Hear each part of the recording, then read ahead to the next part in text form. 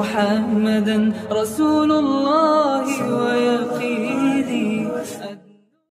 السلام علیکم ورحمۃ اللہ. آج میں آپ حضرات کے سامنے عقیقے کے متعلق کچھ باتیں پیش کروں گا. عقیقہ دراصل کرنا سنت ہے، اس کا بڑا ثواب ہے اور احادیث میں اس کی بڑی فضیلت بیان کی گئی ہے، کیونکہ خود آپ صلی اللہ علیہ وسلم نے حضرت حسن اور حضرت حسین رضی اللہ تعالی عنہما کا عقیقہ کیا تھا. عقیقہ کرنے سے حدیث میں آتا ہے کہ بچے کے اندر خیر و برکت اور بھلائی ہوتی ہے، بچہ ہر طرح کی بلاؤں سے مصیبتوں سے محفوظ رہتا ہے. اسی بنیاد پر شریعت اسلامیہ میں عقیقہ کرنے کو سنت قرار دیا ہے تاکہ بچہ خیر اور بھلائی کے ساتھ پرورش پائے.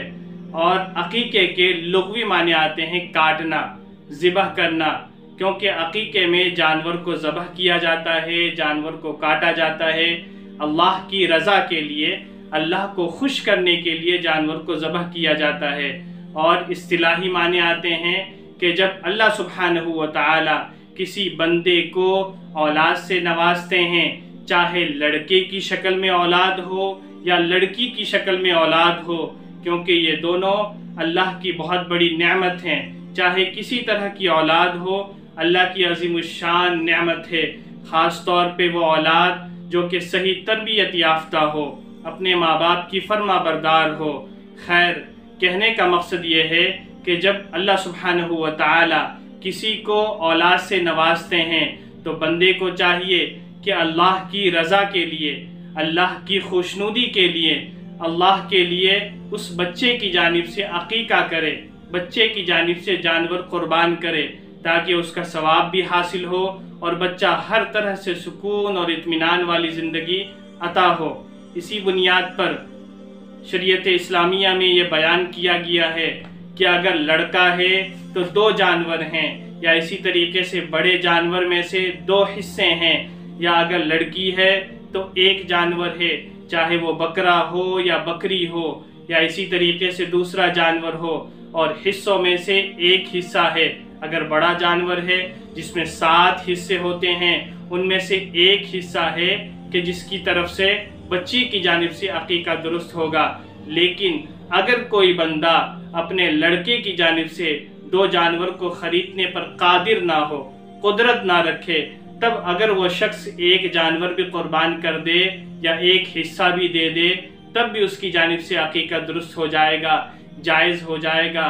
اور اسی طریقے سے خود آپ صلی اللہ علیہ وسلم نے اپنے نواسوں حضرت حسن اور حضرت حسین رضی اللہ تعالی عنہما کا بھی عقیقہ کیا تھا. حدیث میں خود اس کی بڑی فضیلت بیان کی گئی ہے اور بڑی اہمیت بیان کی گئی ہے. اسی طریقے سے عقیقے کے متعلق یہ آتا ہے کہ بہتر یہ ہے، مستحب یہ ہے کہ 7ویں دن عقیقہ کیا جائے، بچے کی پیدائش کے 7ویں دن عقیقہ کیا جائے. لیکن اگر 7ویں دن کوئی بندہ عقیقہ نہیں کر سکتا تو 14ویں دن عقیقہ کر لے، اگر 14ویں دن نہیں کر سکتا تو 21ویں دن عقیقہ کر لے. لیکن اگر 21ویں دن بھی عقیقہ نہیں کر سکتا تو زندگی میں کبھی بھی عقیقہ کر لے، اس کی جانب سے عقیقہ درست ہو جائے گا، سنت ادا ہو جائے گی. لیکن اس میں بھی بہتر یہ ہے کہ 7ویں دن کی رعایت کرتے ہوئے عقیقہ کیا جائے. مان لیجئے اگر کسی بچے کا جنم سنیچر کے دن ہے تو اس کا عقیقے کا 7واں دن جمعے کے دن بیٹھتا ہے. اگر کسی بچے کا جنم اتوار کے دن ہے تو اس کے عقیقے کا دن یعنی کہ 7واں دن سنیچر کا دن بیٹھتا ہے. اب جب بھی اس بچے کا عقیقہ کیا جائے تو سنیچر کے دن کیا جائے. زندگی بھر کبھی بھی عقیقہ کرے تو 7ویں دن کی رعایت کے ساتھ عقیقہ کرنا مستحب ہے اور بہتر ہے اور افضل ہے. اسی طریقے سے عقیقے کے جانور کے اندر بھی وہ تمام شرائط ہیں جو قربانی کے جانور کے اندر شرائط پائی جاتی ہیں کہ تر و تازہ ہونا چاہیے جانور، فربا ہونا چاہیے، موٹا ہونا چاہیے، کم از کم 1 سال کا ہو. اسی طریقے سے جب جانور کو ذبح کریں تو اس بچے کی جانب سے جانور کو ذبح کیا جائے. کوئی بھی ذبح کر سکتا ہے، جانور کو لایا جائے، بسم اللہ واللہ اکبر کہہ کے ذبح کیا جائے. اسی طریقے سے بڑی مختصر سی دعا پڑھ لیں تب بھی ادا ہو جائے گا. نیت کر لیں کہ اس بچے کی جانب سے جانور کو ذبح کیا جاتا ہے اور بسم اللہ اللہ اکبر پڑھ کے جانور کو ذبح کر دیا جائے، تب بھی عقیقہ درست ہو جائے گا. اور مختصر سے مختصر دعا یہ ہے اللہم لکا و الیکا حاذہی عقیقۃ فلان، کہ یہ عقیقہ فلاں کی جانب سے ہے، یا حاذہی عقیقۃ زید، یہ عقیقہ زید کی جانب سے ہے، یا حاذہی عقیقۃ طلحہ، کہ یہ عقیقہ طلحہ کی جانب سے ہے۔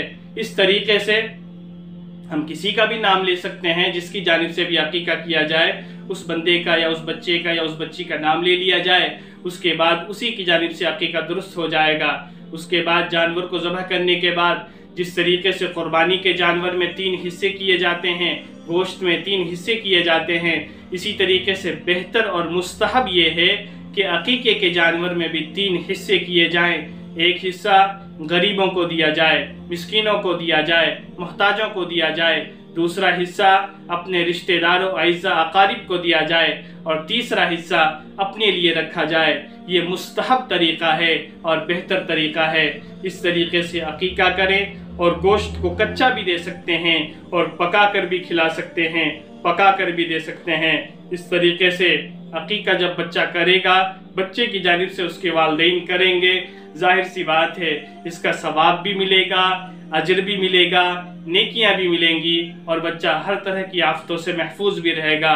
اللہ سبحانہ و تعالیٰ سے ہم دعا کریں کہ اللہ پاک ہمیں اس سنت کو زندہ کرنے کی بھی توفیق دے، اس کے ذریعے سے غریبوں کا بھی بھلا ہو جائے گا، ان کو بھی کھانے کی چیزیں مل جائیں گی، اس کے لیے بھی کھانے کی چیزیں مہیا ہو جائیں گی۔ اسی لیے اللہ سبحانہ و تعالیٰ سے دعا کریں اللہ پاک ہمیں اس سنت کو بھی زندہ کرنے کی توفیق عطا فرمائے۔ وآخر الدعوى الحمدللہ رب العالمین۔ اللہ ربی والاسلام دینی ومحمدا رسول اللہ ویقین